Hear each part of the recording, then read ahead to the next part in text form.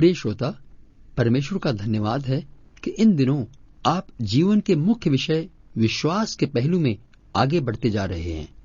जैसा कि हम पिछले सप्ताह सुन रहे थे कि किस प्रकार हमारा विश्वास व अंगीकार का गहरा संबंध है तथा अंगीकार विश्वास को प्रकट करता है। जब हमने अपने जीवन में मन फिराया, अंधकार से छुटकारा पाकर ज्योति पाई है, तो मुझे स्पष्ट रूप से विश्वास में बने रहना है कि मेरे समाज का जीवन जिस ओर मैंने पीठ की है पूरा अंधकार में डूबा है। अन्यथा आपने मात्र बुद्धि से विश्वास किया है। आपका विवेक अभी भी मृत दशा में है।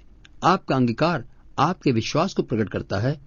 कुछ 100 वर्ष पहले अफ्रीका के एक देश में प्लेग फैला, वो लोग मर रहे थे, तो एक परमेश्वर के विश्वासी ने उनकी सेवा करने का बीड़ा उठाया। वो स्वयं मरे हुओं को उठाकर दूर ले जाता तथा जो बीमार थे उनकी सेवा करता था।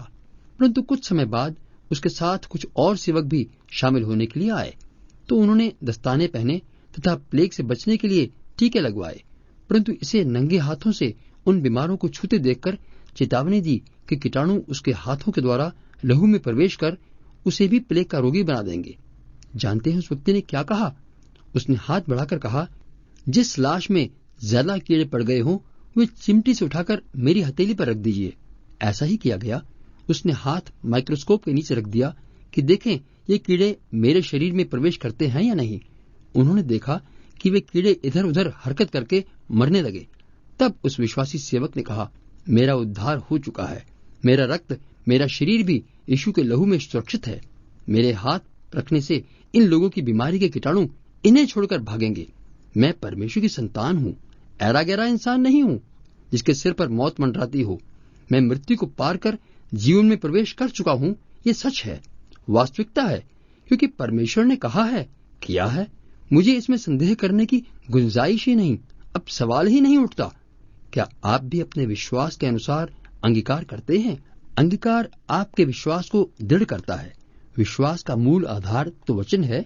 वचन के द्वारा विश्वास आता है, स्वयं किया नहीं जाता, परंतु उसे दृढ़ करने में इस्तेमाल होने वाले यंत्रों में से अंगीकार भी मुख्य स्थान रखता है। इसलिए आज एक बारगी ये निश्चय करें कि मेरा अंगीकार मेरे विश्वास के अनुसार होगा और मेरा विश्वास वचन के अनुसार व उसके द्वारा ही होगा। टस से मस न हो, भले ही दुनिया इधर की उधर हो जाए। जब परमेश्वर का वचन आपकी ढाल है तो अंगीकार से तलवार चलाएं। परमेश्वर की महिमा के लिए जो आपके जीवन से होनी है। आप सहकर्मी हैं परमेश्वर की संतान होने के नाते, और यदि कोई कसर बाकी है तो अभी सुबह के समय उसे पूरा कर लें। आगे बढ़ने से पहले मुझे एक वचन पर विचार करने का मौका मिला। ये वचन विश्वासी कहलाने वालों को चुनौती देता है। वचन कहता है कि यदि तुमने प्रभु की कृपा का स्वाद चख लिया है, एक अन्य अनुवाद कहता है, चूंकि तुम पहले ही प्रभु की भलाई व करुणा को चख चुके हो। अनुवाद तो दोनों ही चुनौती के हैं। यदि तुमने, इसका अर्थ हुआ ये स्वाभाविक बात नहीं है कि आप चूंकि एक मंडली में जाने लगे जहां विश्वासी इकट्ठे हैं तो आप भी विश्वासी हो गए। यदि कहने का अर्थ हुआ ये एक विशेष अनुभव है जिसे हरेक व्यक्ति को मिलना स्वाभाविक नहीं, परंतु जो अपने दिल को प्रभु के लिए खोल चुका हो। अर्थात यह आवश्यक है कि हम अपने आप को जांचें कि क्या हमने ये स्वाद चखा है, और यदि अभी तक नहीं चखा तो जरूर सावधान होना चाहिए।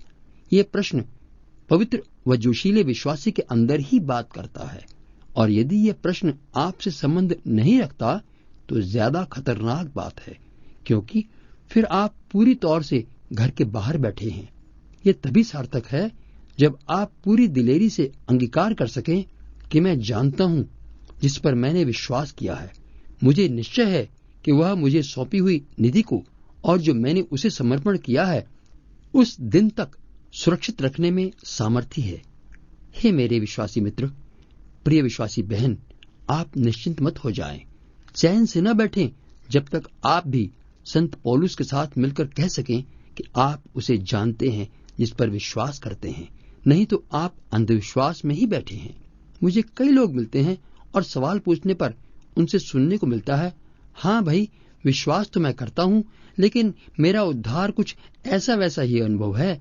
ये अंधेरे से रोशनी में आने वाला, जीवन बदलने वाली बात तो अन्य जातियों के लिए है ना। मेरे दादा परदादा भी जाने माने पादरी और बिशप थे। हमारा घर का माहौल ही बड़ा आत्मिक रहता है। प्रिय बंधु, तो फिर आज वचन आपसे स्पष्ट बात कर रहा है, मन कठोर न करो, जब तक कि आपकी आत्मा पवित्र आत्मा के साथ मिलकर ये अचूक गवाही न दे, जब तक कि आपको ये भरपूर निश्चय न हो कि आपने परमेश्वर की संतान होने का इकरारनामा स्वयं पाया है।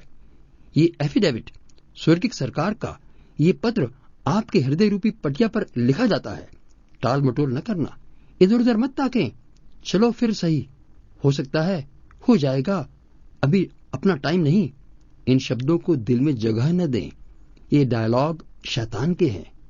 संतुष्ट होकर मत बैठें। सनातन सत्य पर अपना पूरा आसरा, पूरा भरोसा रखकर ही आगे बढ़ना, नहीं तो यहीं रुककर ये सच्चा सौदा आज कर लो। उस करुणा को चख लो जिसके गुण दाऊद नाच नाच कर गाता है। उसे आप भी पाकर ही आज उठना। आपके विश्वास का लंगर वहां पर डालना जो पर्दे के भीतर है, परम पवित्र स्थान में है, ताकि आपकी आत्मा ऐसी तार से जुड़ी हो जो कभी टूट न सके। चाहे तूफान हो या बाढ़ हो, सूखा या अकाल हो, इन रूखे कदाचित शायद फिर कभी से आगे बढ़ जाओ। भय और संदेह में ही अपना अमूल्य जीवन बर्बाद न कर दो। आपके सामने अविश्वास की नदी बह रही है, इसे पार कर आगे बढ़ें। इसके पार ही कनान देश है, जहां दूध व शहद की धारा बहती है। अब मैं इस वचन के दूसरे अनुवाद को देखता हूं जो बाकी लोगों के लिए है। कहता है, क्योंकि अब तुमने प्रभु की कृपा का स्वाद चख लिया है। तो क्योंकि शब्द आपको चुनौती दे रहा है कि आप चुपचाप बैठे नहीं रह सकते, क्योंकि जो व्यक्ति प्रभु को मिल चुका, जीवन पा चुका, विश्वासी हो गया, तो स्वाभाविक है कि उसे वचन की भूख प्यास हो, उसका अंगीकार हो, उसे आत्माओं की प्यास हो। यदि ऐसा नहीं तो वह चॉकलेट क्रीम टॉफी खाने वाला सिपाही है जिसे लड़ाई के मैदान से कोई मतलब नहीं है। जल्दी ही घायल होकर वापस लौट जाएगा, क्योंकि आप परमेश्वर से अपने जीवन में माफी पा चुके, अमूल्य धन पा चुके हो, स्वर्ग की नागरिकता मिल चुकी है। अब स्वाभाविक है कि इस परखे हुए विश्वास के कारण आप कार्यशील हों, अपने समाज के लिए, अपने देश के लिए, मानव जाति के लिए। आपका दृष्टिकोण नया हो, क्योंकि आपने प्रभु की कृपा, दया, करुणा को चख कर देख लिया है। और यहाँ तक कि आपकी आत्मा में विश्वास का पैदा होना भी उसी का प्रतिफल है जो प्रकट होना चाहिए। मुझे विश्वास है कि आप आज से एक नए निर्णय के साथ अपना कदम आगे बढ़ाएंगे। आपकी दिनचर्या में आपके अंगीकार का विशेष स्थान होगा तथा परमेश्वर के वचन की मधुर सुगंध व महान ज्ञान की सुगंध आपके चारों ओर के अंधकार में ज्योति का कार्य करेगी। आपके समाज को आपके द्वारा जीवन की राह के लिए प्रेरणा मिलेगी। आमीन।